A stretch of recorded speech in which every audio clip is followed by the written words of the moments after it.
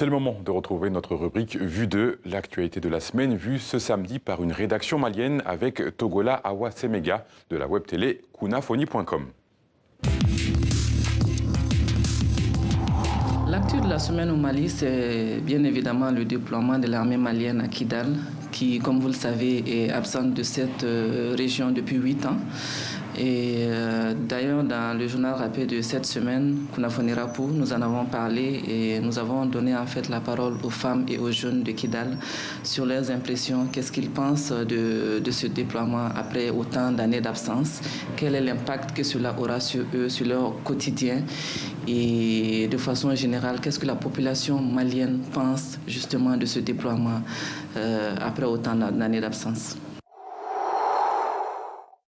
La personnalité de la semaine, c'est Sadou Yehia, qui a été sauvagement torturé avant d'être assassiné par des bandits, des individus non identifiés. Et cet assassinat est intervenu, comme vous le savez, quelques semaines après un témoignage qu'il a fait dans un reportage de France 24. Et ça a créé une vague d'indignation au sein de la population malienne sur la toile. Et d'ailleurs, nous avons recueilli dans le JT rapide de la semaine des témoignages de jeunes Maliens, de femmes maliennes qui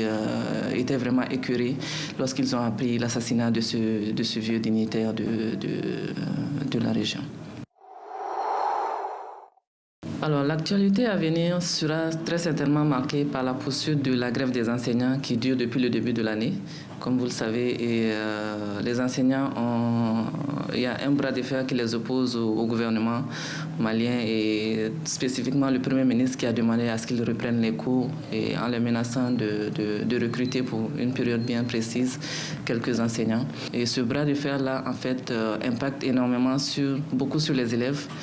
qui, on le sait, la semaine dernière, il y a beaucoup d'élèves qui sont sortis dans les rues, qui ont manifesté avec les parents d'élèves également leur désarroi, parce que ce sont eux, en fait, les premières victimes de cette situation-là. Donc, il est vraiment important que le gouvernement revoie sa stratégie, que les enseignants également revoient qu'est-ce qui peut être fait pour l'avenir de ce pays-là, parce que l'école malienne est en danger.